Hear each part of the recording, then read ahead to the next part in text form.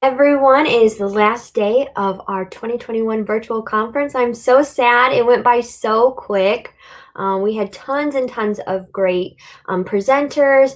Want to thank all the sponsors during the week. We had AMN on Monday, Medley on Tuesday, Travel Nurse Across America on Wednesday, and yesterday we had Nurses 24/7. All of them were so wonderful. Thank you all so much for helping us put this on. It was so much fun to plan and find nurses and industry experts to come on here and come live. And yeah. Oh, by the way, if you haven't been watching all week, I am Rachel Alton, the online community manager for the Gypsy Nurse. I'm here with Steve Curtin, the CEO of the Gypsy Nurse. Hello, Steve. Good morning, Rachel. And I don't know anybody that wouldn't have been watching all week. If they haven't watched all week, they've missed some incredible presentations and information. And if they unfortunately did miss it live, we do have all of these presentations for our virtual conference week available on demand on our website, thegypsynurse.com. You can navigate over to the live events page on the site, and everything that we have had is now available on demand up until this point. So anybody can catch up at this point, Rachel. Yep. And then those that have been, I've seen all the people that have been here every single day. I've seen you in the comments, and thank you so much for interacting, asking questions every day. All of your questions have been amazing. There's like these 5 key people that I see in the comments there. So thank you so much for, really asking you questions and getting. Absolutely. Absolutely. Yeah. And then I know, Steve, you had some few comments for the community as well. Yeah, I'd just like to say a couple things to our community and to those that are watching either live or on demand. First of all, CEO of the Gypsy Nurse, I just want to thank everybody for their support, not only for this week, but also with our travel nursing community. In particular, I want to thank all of the travel nurses in our community. What you do is amazing. I know that this past year has been incredibly difficult for all of you. So on behalf of the Gypsy Nurse, thank you for what you do. I would also like to thank all of our sponsors. It's, as Rachel said, it's been a fantastic week. We've had some wonderful sponsors. I'd also like to thank all of our presenters too for donating their time to try and help travel nurses on their journey. The Gypsy Nurse is the #1 destination for travel nurses. So we would certainly encourage you to check out our website and check out all the free resources that we have there, including jobs, housing, great articles from experts, and anything else you can think of to help you on your travel nursing journey. So again, to our entire travel nurse community, thank you. Thank you to our sponsors, and thank you to our presenters. And this should be a really interesting discussion, Rachel. I know this is something near and dear to your heart, right? Yes, Dogs this is my and favorite thing. I have my coffee cup ready because we're going to be talking about coffee later today, and then we're talking about dogs. This is, can I pet that dog? Which I'm always asking. And there's a funny video out there, so if you know, you know. It's a little boy that says, "Can I pet that dog?" over and over, and it's always in my head every time I see a dog. So I had to make a mug of it. So that is the definition of going viral, Rachel, right? You know, from being our community manager, that's something that you go viral with. So, and it's Casual Friday. We're wearing our Gypsy Nurse t-shirts. So if anybody wants Gypsy Nurse gear, they can go to thegypsynurse.com and check out our store, right? Yep, definitely. And a disclaimer, we talked about this earlier this week. I have not been wearing the same shirt every single day. I have multiple of the shirt. So just so everyone knows, if you see it on there all the time, it's a clean shirt every day, guys. It is not. You ran out of inventory in buying t-shirts, right? You sold out the store for Gypsy Nurse t-shirts. Good for you. Definitely, yes. All right. Well, we also have some other good things going on too. Not only dogs, but we have some giveaways going on as well. So how you can win on thegypsynurse.com, you'll want to sign up for thegypsynurse.com. You can do that by coming up here to the top and joining. So it's very easy, just a couple of information. When you do that, you'll be entered to win a $100 Amazon gift card. You can also get to the marketplace to buy some t-shirts or hoodies or coffee mugs from the marketplace right here. But we're going to jump to the events tab, like Steve was saying right here, Spring 21 Conference, which I can't believe it's almost over. And then you're going to scroll down, and then you can find all of our previous sessions as well. all on here. You can watch them on demand, send them to your friends, comment, keep the conversations going. But to get a second entry into that giveaway, you can register to sign up for the conference. We'll have more conferences coming up, more live events, so you can stay up to date by signing up with that. And then today's giveaway on the Gypsy We're not Nurse. giving away a dog, are we, Rachel? I mean, there's no, No, we're not giving away a pet. Okay, all right. no. And as Amber can say, and one of her dogs is a rescue. You don't want to just give someone a dog if they're not ready. You need to be very prepared. They're not the best gifts to just hand to a child. One of her pups was a Christmas gift to someone and was only in the family for 2 weeks and put them in the shelter. So don't be giving away dogs, guys. Just adopt, don't shop, and whatever Bob Barker used to say on The Price is Right. So I remember that. yes, neuter your pets. There we go. Well, I'm gonna get started. So yeah. So for this session's giveaway, on Amber's session on the gypsynurse.com, she did give some advice on what you should buy when you're traveling with your dog. And so we're going to give away an Amazon gift card for $50. If you comment, interact in the comments, we'll put you in a drawing for $50, so that way you can purchase one of those items or whatever you want. But some of her suggested items on there. So be sure to also post pictures of your pets in the comments. That'll get you a double entry because we all love seeing dogs. We probably won't be able to see it on our end, but on Facebook, everyone else will enjoy that. So yeah, let's bring her on. She is an ER travel nurse. She often travels with 3 Bernese Mountain Dogs, which if you don't know, they're big, and she travels with all of them. So anything is possible. If you're wanting to travel with your little Chihuahua, you can make it work. Her dogs have more credentials than I do. The description, I read them all and I was like, I feel like I've gone nowhere with my life. So they're amazing. You can follow along on their Gypsy Nurse Adventures on Instagram at She's Out Wandering and at lovedogs_travel often. So it is my honor to bring another dog mom, dog lover on. Hello, Amber. Hi. Hey, Amber. Hello. Well, thank you so much. I'm super excited to get this started. I'm very excited to be here. Thank you for having me. Oh, of course. Of course. So I can start by telling a little bit about myself, if that sounds good. That's perfect. I'd love to hear it. Great. So I'm Amber. I travel with 3 Bernese Mountain Dogs. For those who aren't aware, like you said, they're pretty big, anywhere on average from 80 to 100 pounds for a female. All 3 of my girls are females. So they also, in age, coincide with their weight. So Annalena is about 80 pounds. My Mila is my middle dog, and she's about 90 pounds. And Zoe is the oldest, and she is about 100 pounds. So 3 huge dogs. We've been traveling for almost 4 years now. With the exception of the last year, over COVID time, it has been a little bit different for us. Prior to that, all 3 of them have gone with me everywhere. Over the last year, it was just Zoe and I for safety reasons and just the limitations that COVID had put in place. It wasn't reasonable for me to bring the other 2, but they got to stay with my fiance for the whole year, and that made him incredibly happy. So, and they love him so much. So they got to live in their tax home here in Pittsburgh, where I currently am. And I just want to tell you that they all 3 are here, and I order a lot of packages. So if the UPS driver comes, you will hear a lot of barking. We'll just pause for that, and once they calm down, we'll continue. So you also mentioned that they have a lot of certifications. That is true. Zoe is CGCA, which is Canine Good Citizen Advanced, CGCU, which is Canine Good Citizen Urban.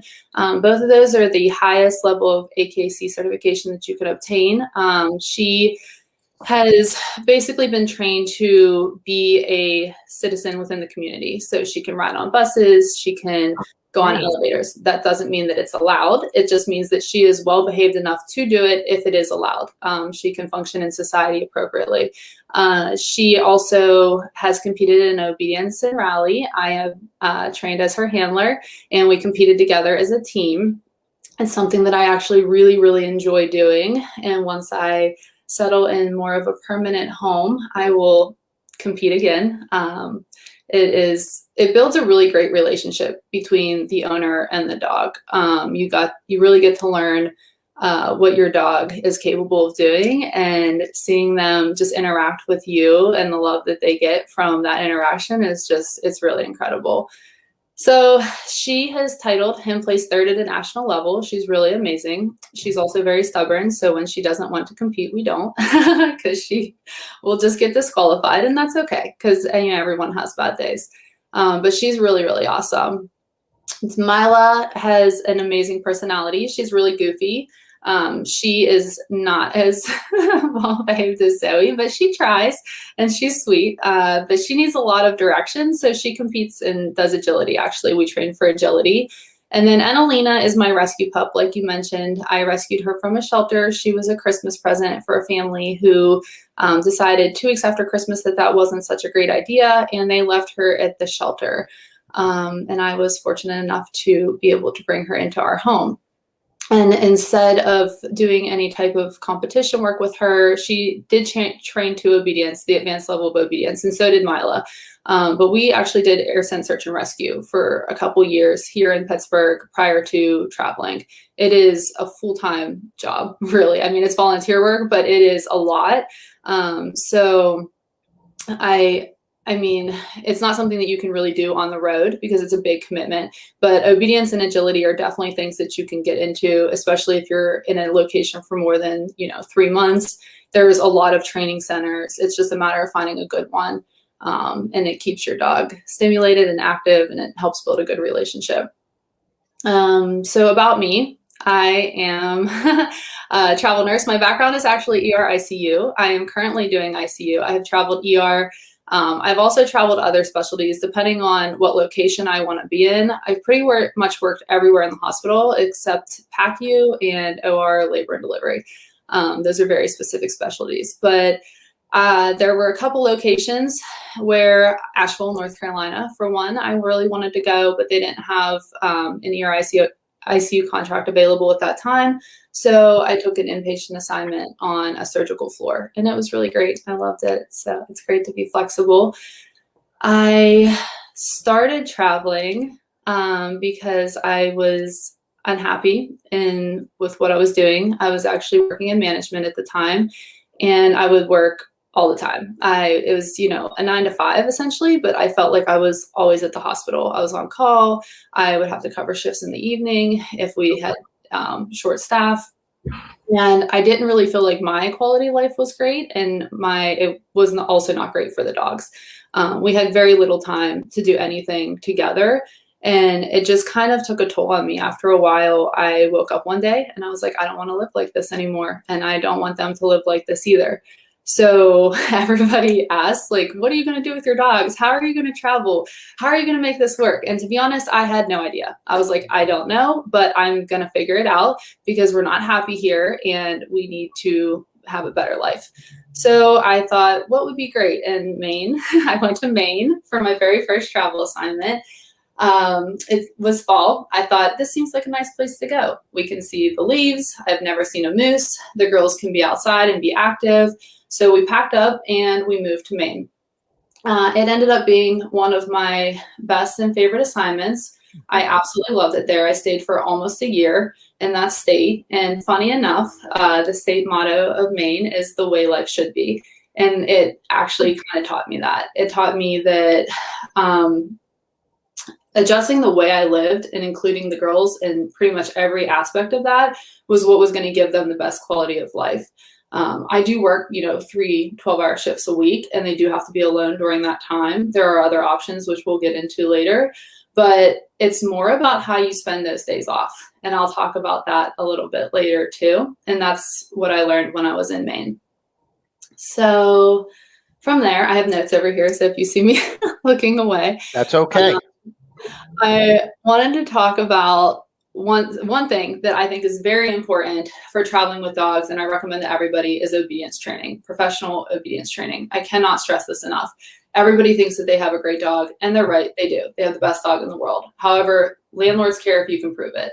So I don't expect anybody to do all of the things that we have done in the past. It is my passion. I genuinely love working with my dogs and developing that relationship. It is, I guess in some ways you can call it a hobby. I try to match the work that they do with the personality that they have, and then we kind of just go with it. But a level of basic obedience is just really important for everyone, to have these basic manners, to be able to take your dog with you out in public and be respectful to everybody around. That kind of sets the standard that it's okay to bring pets with you. Like, they should be allowed to come with you and to be present, and everybody should be able to enjoy an outside dining patio together, or shopping. I have taken my dogs to stores where we're like clothes shopping. I am getting married soon, and Zoe actually went with me to pick out my wedding dress. And these are things that they enjoy, the mental stimulation. She loves going and getting that kind of attention, and if she wasn't well behaved, she wouldn't be able to do that. So I really stress obedience. I would suggest finding a trainer who definitely focuses on positive reinforcement. And from my experience, preferably someone who has experience in either AKC judging or competing themselves, because they really focus on that teamwork and developing that bond and relationship with the dog. Obedience training, dogs are really smart. Let me just put that out there. Dogs are really, really smart. Humans need a little bit of help. So the obedience training is actually for the human, to learn how to communicate and interact with the dog. And that's why it's so important. Dogs are going to do whatever you want them to do because they want to make you really happy. You just need to learn how to ask them to do that.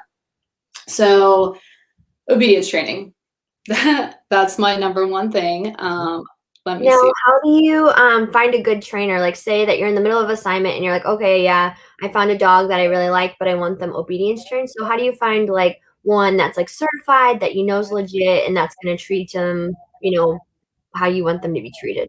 Sure. So a lot of research, for one. I do tons of research on these topics, and it's a matter of word of mouth, reviews. Read the reviews, note when people repeat like the same negative comments. If it's repeated, 2-3 times, the likelihood of it being true is probably true. Word of mouth is always the best. If you can meet other coworkers, people at dog parks or wherever you want to go, stores, you can ask people, have you taken your dog to training? Like, what trainers do you recommend in this area? And then kind of look more into them from there. So, funny story, when I was living in California, Zoe was a puppy. Although she is the most incredible dog now, she was the absolute worst. When she was a puppy, she was so bad, like really bad, to the point that a man had approached me in the park and said, your dog is out of control and you need to go to obedience training. And I was like, oh, that's really sad. But he gave me a card and I went home. And after being sad about it for a minute, I called the lady and I went to obedience training. And that's how, and she competed in obedience and other forms of competition for AKC.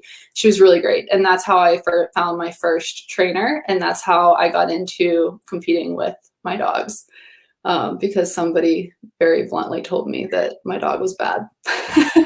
How did you, just out of curiosity, sorry, Rich, I was going to say, just out of curiosity, what was your reaction to that? I mean, obviously you took some action, but I would imagine at first you probably were a bit taken aback, correct? I mean, I'm like pretty open to constructive criticism. So I mean, he was right. She was bad. He said that there's not really much I can say about it. She was pulling on the leash. She's jumping at people. I mean, I couldn't have her off leash because she had no recall at the time.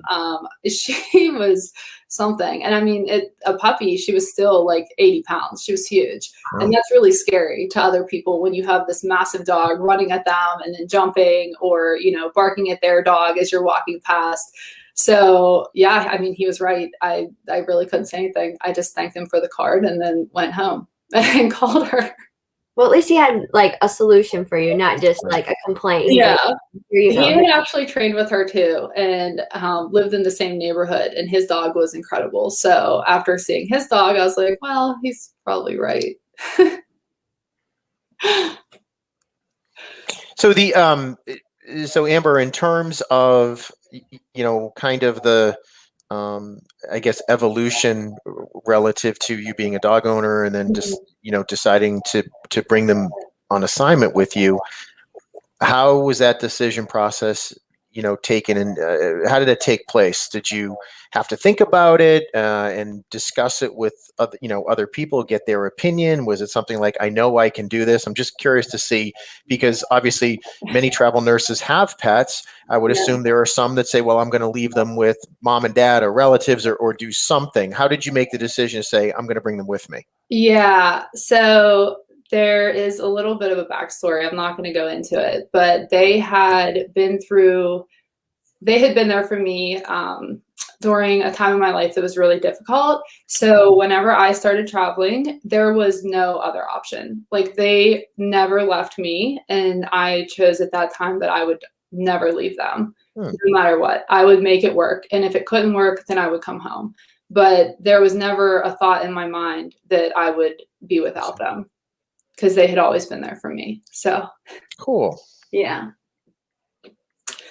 I can tell you a little bit about finding housing if you'd like. Definitely. Yeah, Yes, that's why everyone's here. They're like, how do you live with all these dogs? So finding housing, I can tell you in 4 years, I have not ever had a problem finding housing, which seems crazy because I have 3 huge dogs. But over time, I have learned some tips and tricks, and most of them from the landlords that I have rented from. I will just touch on one subject because I know, Rachel, you had asked previously, do I ever reach out to people who are not listed as being pet friendly? The answer is no. Plain and simple, no. I wrote a little note here about it, but other than the fact that if someone doesn't want to have pets on their property, I just respect that decision and move along. I have found in my experience that the landlords who are willing to rent to a solo female traveler with 3 huge dogs are pretty amazing. So I have not had a bad landlord in 5 years, or 4 years rather. So it's been incredible. Like, they are awesome people. They have taught me a lot, and I have nothing bad to say about them. I've actually had one kind of questionable housing experience, but it had nothing to do with dogs or the landlord, really. It was just like a lack of communication on something. But yeah, as far as the dogs can go, I've had no issues, and the people that love dogs and welcome us into their homes are pretty amazing. So back to housing. Like I said, for 3 years, I traveled with all 3 of them. And then the last year, I had just traveled with Zoe for safety reasons. Hotels were limited. Housing options were a little bit more difficult to find. Contracts were getting canceled left and right. Like, I didn't know if I would have to wake up one day, pack within 24 hours, and drive 12 hours across the country to a new location. So having 3 huge dogs during that time wasn't really feasible. But I was lucky enough that my fiance is here permanently in Pittsburgh for the next 8 weeks at least. So we made a decision that 2 of them would stay with him, and I would take Zoe. So Zoe and I are very close. She's my oldest, and the other 2 are very close to each other. So it only made sense for them to stay together and me to take her, which made him really happy because he didn't want to be alone during COVID either. So that was kind of nice for the both of us. It worked out. And Zoe, actually, I'll touch on it as the last topic because it'll make me sad, but there is something really great that came out of the fact that she could travel with me for the last year and kind of experience all the exciting places that we got to see. So housing outside of COVID, not in COVID times. And I guess some of this even applies to COVID times. You're going to want to search the area first. Anywhere you're going, you want to make sure that it's a safe area. Do they have options available for pet-friendly housing? It is a lot easier to go somewhere if it's a place that's known as being pet-friendly. So there are certain cities in this country that love pets. And it's much, much easier to find pet-friendly housing in those areas. And you'll just really reduce a lot of like your stress if you go to one of them. Unfortunately, a lot of them are considered destination areas, so the rates are sometimes not as high, and you have to account for that. One thing, you can always pretty much expect to pay a little bit more when you're traveling with pets. If you were traveling with more than one human, you'd pay additional rent. If, when you're traveling with any type of pet, you're going to have to pay something in addition to that. So I always recommend having kind of like a savings account set up where you put a little bit of money aside, so that if you want to go to an area where housing might be a little bit harder to find or more expensive, but you really want to go explore that space, then you have the money there already. You can just pull it, use it towards your housing for that assignment, and then not really have to worry about it. Otherwise, use your resources. So online, pretty much anything that you can think of: Airbnb, Furnish Finders, VRBO. You're going to do hotels, like local real estate agents. I've used Zillow to actually find this place in Pittsburgh, which is our tax home. It's like, we've been living here for 4 years now, while I've been traveling together, and I found it on Zillow. So I called the real estate landlord agent and asked her, do you have pet friendly housing? This is my situation. I saw your property and it was listed as pet friendly. That property actually wasn't available, but she showed us 3 others that were, and they love dogs. So they were more than happy to have us. They've been great landlords. So that's another one that people don't oftentimes think to do, because you can rent furniture like for an assignment, or just find, cheap furniture on Facebook Marketplace or wherever, and just kind of wing it if you have to, if it's an unfurnished space. Other suggestions: apps specific to locations. So there's an app like in New York that you can use. I only mention that because that is actually where we are moving. Something that I haven't really announced until now. We are moving to New York City. So All right. that is going to be the greatest challenge yet. I do not have a place to live there, and we need to be there by July 1st. My fiance has taken a position in like the Upper West Side. So yeah, that'll be fun. I'll follow along if you want to know how that goes. I've already started looking into some places, so we'll see. Other than that, friends, coworkers, hospital, like when you get there, sometimes you can rent a hotel for the first week. And then when you get there, kind of ask around. Use your coworkers as resources. Say, do you know anybody who has a space? Do you know anybody who is pet friendly, who will let us live there? That's always another option too. And then the big thing, and this is kind of what is like, will sell you to a landlord whenever you're asking or inquiring about housing: develop a resume. This may sound crazy, but I had a real estate broker in New York City tell me to do this. He said, your dogs are really amazing, and you have a lot to say about them, but you need to put it on paper. Like, other people need to visually see what it is that's so great about these dogs. So make them a resume. So you want to take this opportunity to sell yourself to the landlord. Why are you amazing, and why should that landlord rent to you over anybody else as a pet owner? So this is kind of a period where you can do some self-evaluation too, and make improvements where you need to, and list the things that you already know that you're really great at, or that your dogs are really great at.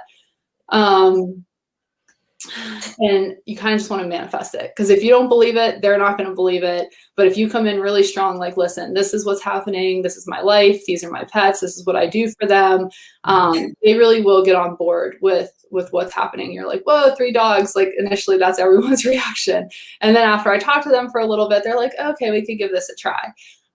Some other things that make it easier, you can recommend cleaning service. So, if they're concerned about the hair, you can say, well, every, 2 weeks or weekly, whatever you agree upon, I can hire an outside cleaning service to come in. That's kind of a win-win for both parties. I like to clean home. They like to clean home. Somebody else is cleaning it. Yes, it's a little bit of an additional expense, but it kind of goes back to my first point, where when you're renting with pets, you're going to have to pay a little bit more.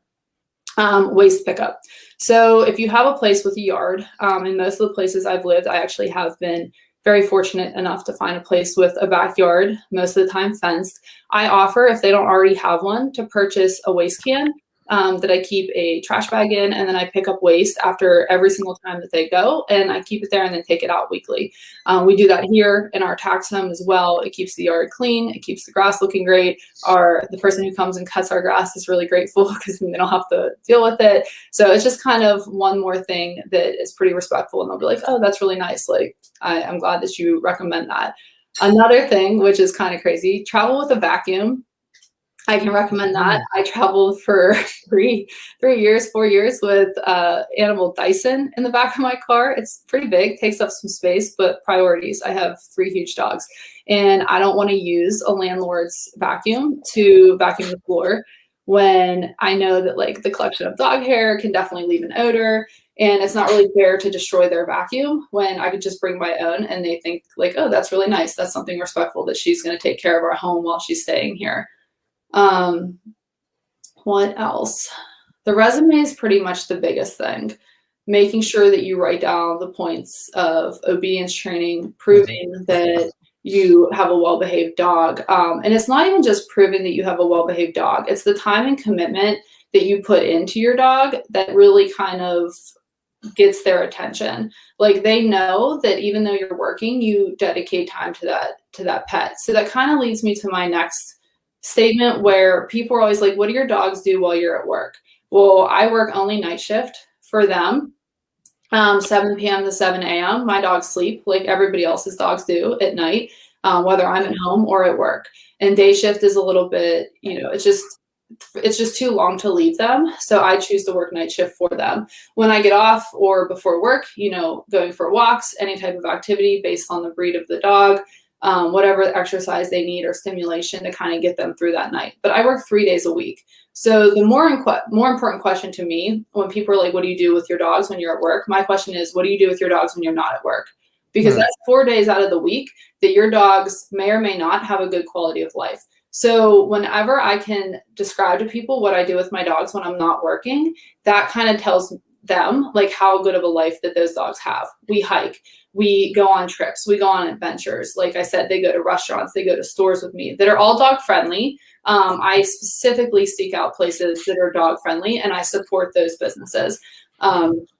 And lead by example, right? Well-behaved dog, people will approach us and say, like, your dogs are really great. Like, how did you get to this point? And I tell them the same thing I'm telling all of you, is to train your dog, to really work with them, to get them to a point where they can live this lifestyle and encourage other people to do the same for their dogs so that they can also live this lifestyle.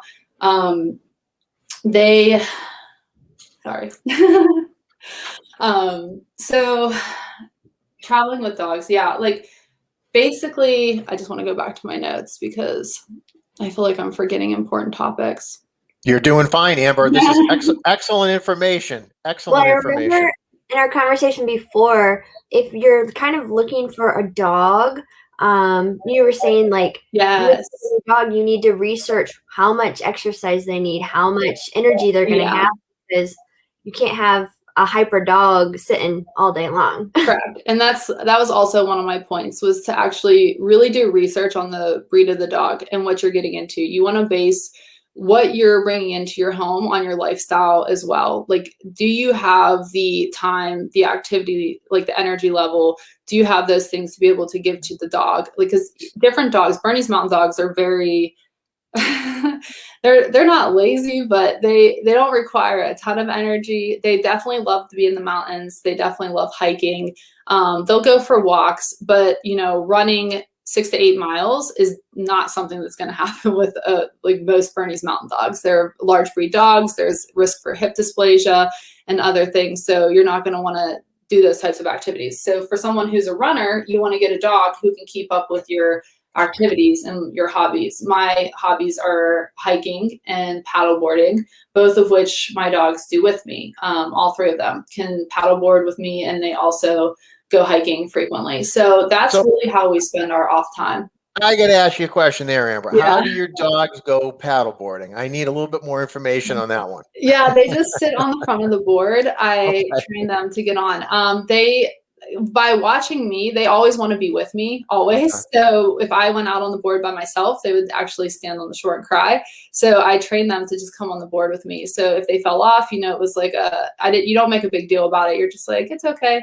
And then you help them get back on. But it needs to be, again, positive reinforcement. Like I used a lot of treats. I went with their pace, like touch the board first. And it kind of goes back to basic obedience. Like you learn how to make your dog comfortable with something new. So touch is a command where if they're, you know, not familiar with an object or a person, you can give them a treat and say touch, and they'll touch it until they get used to the way it feels, the way it smells. And then eventually they get on the board. And then from there, you know, I'll sit with them for a little bit and then slowly kind of move out. But I mean, it's a process. It took a little bit of time to get to the point where they could actually just sit on the board while I paddle. And we still take a lot of safety precautions. We both wear life jackets, and we never go far enough from the shore that we wouldn't be able to swim back if something happened, just because I still get nervous that they're on the board with me. That is really cool. Yeah. You're a good dog mom. That is pretty cool. They love it. They get like really excited to go. Well, I'm going to sorry. Go ahead, Rachel. Ask if you can get how many of them on there. Do you just do one at a time, or have you typically, yes. I've had Mila and Enna both on the board before, but they move around a lot, so we all end up in the water. So it's easier with just one, but I could probably do Mila and Enna together. Aw.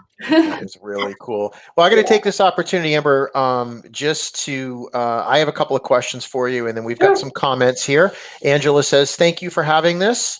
So she appreciates your sharing the experience of being a travel nurse with taking pets on the road. She appreciates your sharing that. Lily gives you a big smiley face and says, thank you for sharing the experience. That is also what prompted me to have my dog go through some training. So it sounds like she was referring to the incident a few years ago with the gentleman that had mentioned your dog needing some training. So she was referring to that. And then Shannon says, love the artwork in the background, because there they all are, right? Thank you. That's actually a custom portrait on the side of Zoe. She's the oldest, so she gets a very special painting. And then these ones are on the other side, just photography photos of the other girls. Beautiful. They're so cute. Are those is that life size, would you say, or is she bigger or smaller? Big. Oh, okay. I actually don't remember the exact dimensions, but it's pretty big. But is she about that size, or is she smaller? She's about that size. If I were to put the painting on the ground and her sit next to it, she's about the same size. Wow. So sweet. So I have there's two questions I want to make sure I covered, Amber. Number one, earlier on you had talked about, which I thought was a great idea, kind of setting aside a separate account, you know, kind of an expense account. Yeah. Can you give people an idea, if they haven't done this, but they're thinking about, you know, taking their dogs on the road with them? What goes into that account? I obviously food and so forth would be an aspect of it, but what other things kind of go into that account? So I actually would say only emergency situations. Okay. Like you should set your budget to accommodate anything that is considered basic care. So food is basic care. Toys, I mean, depending on how many you buy, basic care. Like anything the dog needs on a regular basis shouldn't be included in that account. That should be included in like your overall budget. But the account itself should be used more for emergency situations. So if you're in a situation where you can't find housing and the housing that is available is really expensive, then you have two options. You either don't go, you cancel the contract because you're not okay with paying that price, or you pay a little bit more and you pull that money from the emergency fund. Another thing, and I didn't touch on it yet, that is incredibly important is pet insurance.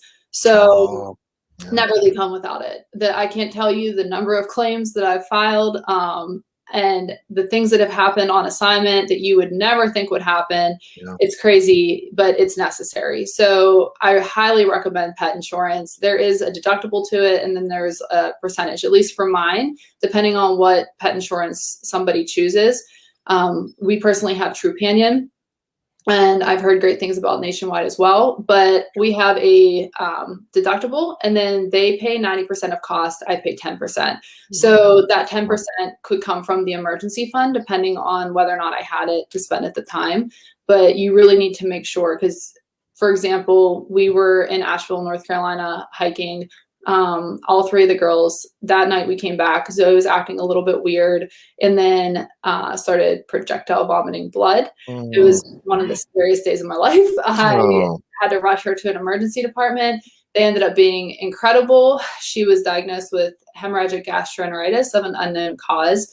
They, have all been vaccinated for lepto, so they weren't really thinking that it was that. Potentially ulcer. There was a bunch of things, but she got really sick. The point of the story is that she got really sick when we were on assignment, and I had to take her in, and it was about $5,000 to $6,000, if I remember correctly, that I would have had to pay myself if I didn't have pet insurance. The pet insurance covered 90% of it, less the deductible, and then I paid the remaining costs, which was not $6,000. So, and she is still here with us today. So thank God for pet insurance. Yeah. It's really scary. That sounds like that's great advice for people that are considering traveling with their pets, is to get the pet insurance. I don't think it's something that many people would think about. The other question I did have for you was, you mentioned earlier on as well, pet-friendly cities. Give me an example of, in your experience, what are some pet-friendly cities, and do you have any examples of cities that aren't pet-friendly? So Seattle, Washington, I found to be very pet friendly. I've heard great things about Portland, Oregon. I've not lived there yet. Denver, and surrounding cities in Colorado Springs.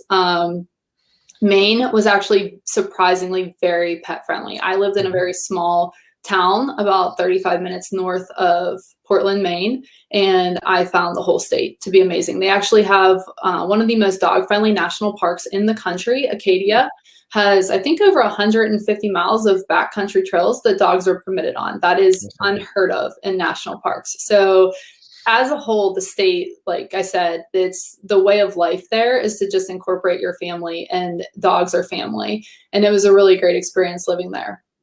I had a really nice time in Asheville, North Carolina. We found housing there pretty easily. DC, I'm currently in Washington, DC, and I find it to be very pet friendly. Those would be my top ones at the moment, I think. Okay. Well, great. Again, great information, particularly with, people that are thinking of going to those places. But do you have any bad experiences, or just hear through friends of yours that have traveled with pets that perhaps there were some cities that weren't so pet friendly? There are definitely cities that aren't so pet friendly. And I mean, again, it kind of just depends on your definition of pet friendly. I take my girls everywhere. So places that don't offer a lot of options, we don't really do dog parks based on like my girls' personalities. They just really enjoy human interaction more. If I took Zoe to a dog park, she would be livid. She'd be like, what are you thinking? Like, this is not okay. So they prefer to be out in public with humans, getting attention. So places that I can go and do that and get that experience, whether it's sitting outside at like outdoor patios or dining, places that don't have those options, I don't really consider dog friendly. So there are definitely cities that are a lot more difficult. Like Seattle, Washington actually has a restaurant that you can sit inside with your dog, and they have a dog friendly menu. I thought that was like the coolest thing. And then there's tons of outdoor patio places where you can take your dog. And lots of like outdoor hiking. So hiking, not all trails are dog friendly. So finding places where you can go and get that exercise on the off days, and being able to get them out is another really great option. So yeah, no, that is great perspective. We're getting some other comments here. Katia says, "Thank you for covering pet insurance. Very important." As I said, me personally, thought it was a great reminder for people. Something they may not think about, but as you said, if you have to use it, then it's there for you and can really help out. Yeah, and I think more and more staffing agencies are starting, because a lot of travelers do have, travel with their dogs. I think a lot of more staffing agencies are including it on their insurance too. So it's nice to have that included with like your pay packages and all that stuff. So sure. That is really nice. So Rachel, as a dog owner yourself, I would imagine, although you're not a travel nurse, some of these things are resonating for you in terms of care and the kind of the connection with your dogs. Well, it makes me excited because I have a kayak, and so I'm like, well, now maybe we can go kayaking, and now I want to get out more. And you got me. You definitely can. Yeah. I saw a Saint Bernard in someone's kayak once. Really? It was amazing. Wow. It was massive. And he was just having the best day. I was like, that was so cute. I did want to touch on the vet thing again. So someone had, I think Rachel, you had asked previously how we go about finding a vet. So I recommend maintaining a relationship with your vet in your tax home. You want an established relationship with that person where you can call them in an emergency situation, tell them this is going on, and they can give you some good advice. You also want to make sure that you can get your prescriptions. If you have specialty dog food, anything like somewhere you go back to get your annual visits. It also kind of just goes along with maintaining your tax home, right? Like reason to have to go back to that area, to have ties to the community. So maintain that relationship with your vet. And then if you do need emergency care on assignment, an emergency clinic would, be what you would have to do. But changing a vet every time you move, there's no continuity of care there. And it's kind of the same with humans. Like you want to keep a consistent relationship. For delivery. So we use chewy.com for our food, our prescriptions, pretty much everything. It is super convenient. I cannot, they have been amazing. I just switch my address every time I move somewhere and they send us everything we need straight to the house. I think you also asked about finding a groomer. I self-groom my girls. I showed them. So it's just, again, something that kind of goes with showing. I do my own grooming. My comfort level, I have one person that I will physically leave them with to be groomed, and she's located a little bit north of Pittsburgh in a town called Swickley. Outside of that, I do it myself. But I think it kind of goes back to word of mouth, Google search, look at recommendations. If you're not comfortable leaving them right away, then ask if you can stay there. If they say no, then, that's kind of concerning. Why? During COVID, it's a little bit more difficult, but outside of COVID times, I would ask to stay. And if they usually didn't say no. If I wanted to stay to make my girls more comfortable, it was fine. So that's something to consider. And then I just wanted to touch on what to pack for a travel assignment. I know that I sent that list to you. Really, the pet insurance was one of the biggest things. I know that can't be packed, but that's something that I highly recommend.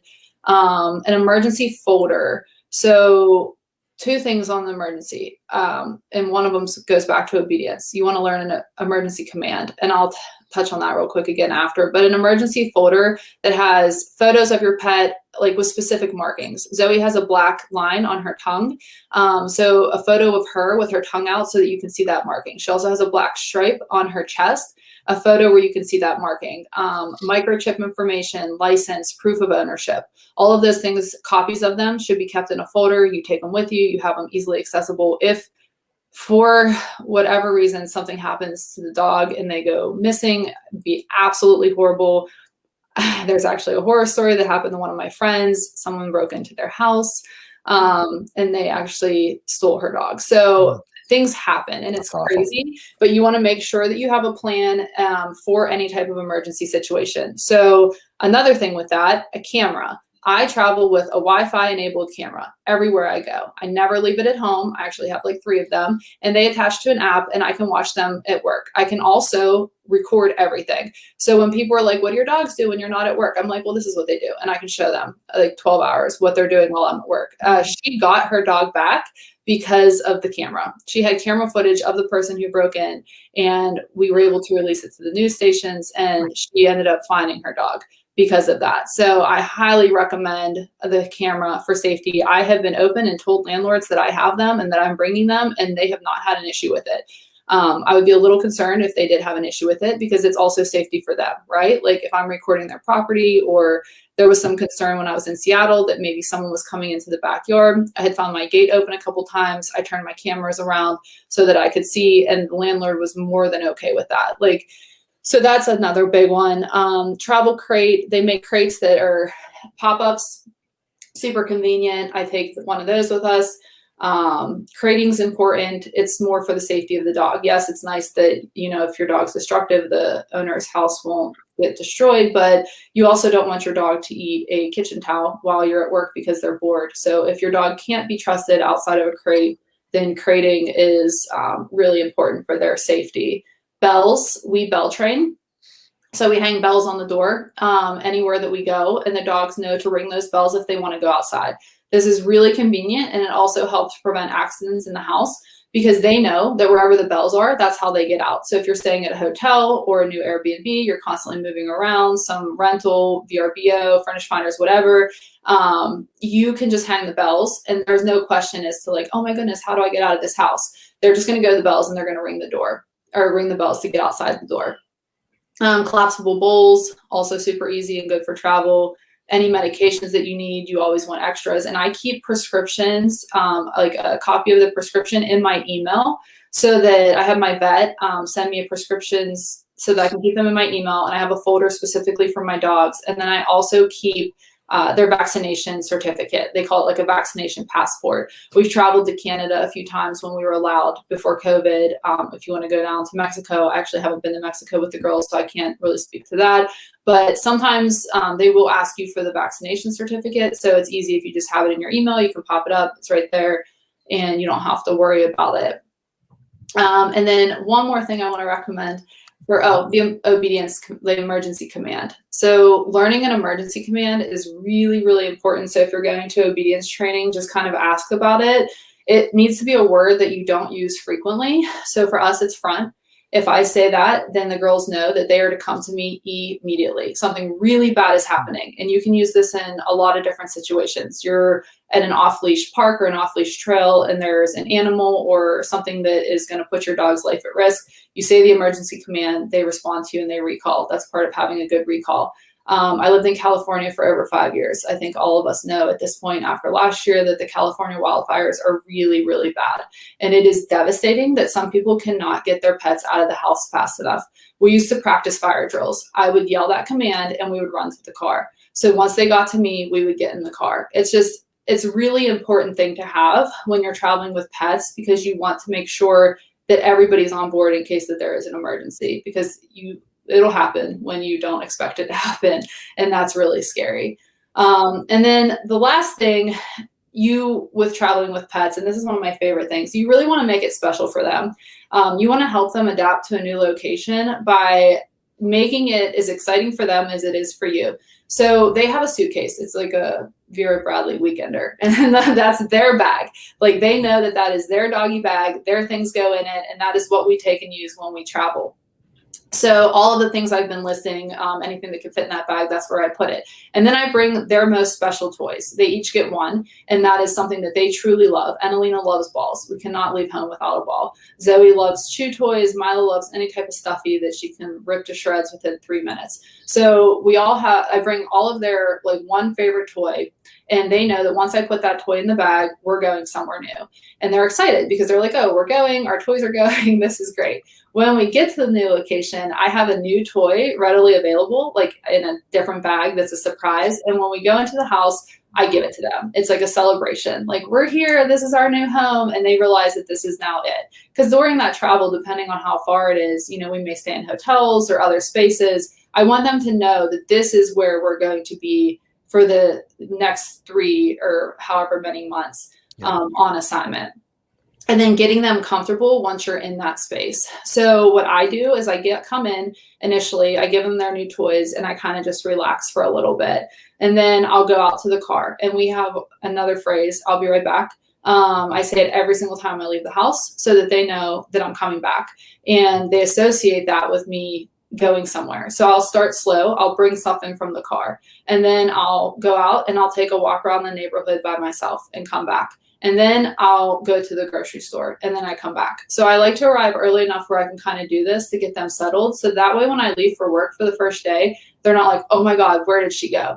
One sign that your pet is really comfortable is whenever you're leaving and you say, I'll be right back. They don't get up. They don't follow you. They don't come to the door. And that is pretty much what happens on every single assignment. Once I get them to that point, then I know like they're okay. If they're coming after you to try to, run out the door, they're scared, they don't want to be left there, then you have to work with them a little bit more on maintaining that like comfortable state. So I think those are like the most important things that I kind of wanted to give to everyone. When you drive, do you crate them or do you let them? So they have seat belts, actually. They make like doggy seat belts. And I apologize because I can't remember the brand off the top of my head, but I believe Subaru sells it as an accessory to their vehicle. It's one of the only seatbelts that are like safety proof for pets. Sleepy Pod or something like that. I can send it to you if you want to post it somewhere for everyone later. But they have seatbelts. And then we also have the seat covers that are like a hammock to kind of keep them in the seat. But crating is also highly recommended too. It's just with 3 huge dogs. Yeah. 3 crates would be. So we have just a couple of minutes left, Amber, and a couple of questions. Sure. Shannon asked, how did you teach your dogs to bell train? So obedience, but basically you take them to the bell, you tap when they're a little, or if you get them when they're older, you tap their little paw to the bell and you say outside, and then you go outside. Once they go to the bathroom, they get reward. So this is really important because your dogs are very, like I said, very smart. They will learn that they can ring that bell to get your attention for anything. So after a while, they will ring the bell. Like if I go upstairs, my dogs want me to come downstairs, they'll ring the bell. If they want to go outside just because they want to sniff the flowers, 17 times in a row and then come back in, they'll ring the bell. So give them the reward after they actually go to the bathroom once they learn the bell. Because otherwise, and I mean, they're still going to do it because they're smart and they know, like, if they ring that bell, I'm going to come. They trained me, right? They're like, I'm going to ring this and she's going to come and I'll get the attention that I'm wanting. So. Yep. I know how to Cool. Yeah. But there's YouTube videos, blogs that will give more detailed explanation. And then trainers, if you go to like a basic training or obedience training, they can help you with bell training as well. Very cool. And then, my last question is, as you have gone on assignments and you've taken the dogs with you, I know one of the benefits of traveling is meeting new people and meeting new colleagues and coworkers. Have you been able to meet people that have also brought their pets with them and kind of you guys have bonded together and have kept in touch? I'm just curious to see if you've made friends through the pets. Yeah, I've met some of my best friends on assignments. So I've had both with pets and without pets. But yeah, I've definitely met friends with pets that have traveled as well, and we hang out together. I met a really cool girl in Tahoe that had a dog, and we would go hiking. And yeah, I think it's nice to have other people who want to bring their dogs along, and we tend to do more dog friendly activities. You could going to get a drink after work or something. Like we would just choose a dog friendly brewery instead of leaving them at home and going for cocktails. So it was kind of nice because, we want to take them with us. That is very, very neat. So Shannon has a comment. Shannon says, thank you for explaining the bell training. She said, I already bought the bells, but my dog just stares at it. Yeah. So she's still working through that process. Michelle says, thank you for explaining the bell training. Great idea. So There you go. Well, Amber, this has been a very helpful and informative session. Again, you can see through the comments here that people have really enjoyed hearing about your experience and really learning from you and your experience. And Rachel is our community manager. One of the reasons we wanted to have this session is we know that this is becoming a very, very popular topic within travel nursing. So we really appreciate your time and your perspective. You've been a wealth of information. I've learned a lot of stuff, and you really have a great dog family there. Sounds like you're a great mom to the dogs, and it's really neat. So from my perspective, thank you so much for sharing your expertise and your experience here. I think this is going to be really helpful for a lot of people that are interested in learning more about how to travel with their dogs or pets in general. And in case somebody's joining us late, this is available on demand. So Amber, your advice will live in perpetuity on our site, and would love to have you back at some point too. Thank you so much. I would love to come back. I mean, traveling with my best friends is probably the best thing that has ever happened to me. Just watching them experience the country is a reward in its own. They all have such different personalities. So, watching Zoe look at vistas when we're on a hike, or Mila has like the worst case of FOMO and never wants to be left home alone. And she loves going out to social events and interacting with humans. And Annalina's a rescue pup, right? So just watching kind of her grow into who she is today and getting that like strong, more confident personality came from traveling. I had mentioned before that the last year was something really special to us because Zoe is sick, and she will not be here much longer, but I could not imagine any other life, like, ever, because I'm never alone, no matter what. And some of the best experiences that I've had have come from having them with me. So don't think that you can't take your pets, make it happen. And it's, yeah, there are challenges, costs, some sacrifice, but it is worth it. I could not ever picture any other way, like, of traveling. They have brought me so much joy in my life. So I'm sorry to hear that. Sorry to hear that she's sick. And yeah, it's Bernese Mountain Dogs. It's unfortunate, but their lifespan's not very long. So she's 9, and I'm very grateful to have had her for that long. And I'm very grateful to have had the opportunity to travel with her and her only for the last year. We've had some really great experiences and memories. And I actually didn't know until we came back to our tax home that she was sick. So it kind of was just one of those things that she got to spend the last year of her life with me and seeing the country and doing amazing things. And I think that that's probably exactly how she would have wanted it. So, but she's still here for now. She's living her best doggy life. She gets lots of treats, lots of love, lots of hugs. So. Yeah, she said that she likes to get more food. Loves food. Yeah, she's getting eggs for breakfast and chicken for dinner, and she gets like special doggy pizza, pretty much anything she wants at this point. She's gained a couple pounds because of it. Well, Amber, I'm sorry to hear that, but again, we really appreciate your sharing that. I know it's a very personal story as well. So we really appreciate your sharing that with us and sharing that with people that are joining us. And again, I just want to thank you for all the great information that you've shared. Thank you for what you do as a travel nurse too. I know it's been a really tough year for just nurses and first responders in general. So thank you for what you do as a travel nurse. And you know, you seem like a great person in terms of how you care for your dogs and love them. So, you know, we're thinking of you, and thank you for sharing the story. Yeah, thanks. I hope I encourage others to get out there with their pet. So Absolutely. Inspired. Absolutely. Well, thank you so much, Amber. And, you know, you can follow her. She's got her Instagram handles on her name right there. So be sure to check out her adventures. So, well, thank you again. Yeah, thanks for having me. Thank you, Amber. That was great. It was great. It was great. And it was obviously a very personal story, particularly at the end with Amber sharing that news. So, but boy, she just seems like a wonderful person. And, you know, certainly not only to be a nurse and do what she does, but also to care for her dogs like she does. Obviously, she's a special person. So I feel very honored to have her, you know, share that information with us. So Definitely. Well, that was the end of today's session. We have one more left of the virtual conference. It will be about coffee. You're going to learn all about coffee. So you tune in at 2 p.m. Eastern. We are going to be giving away a cup of coffee.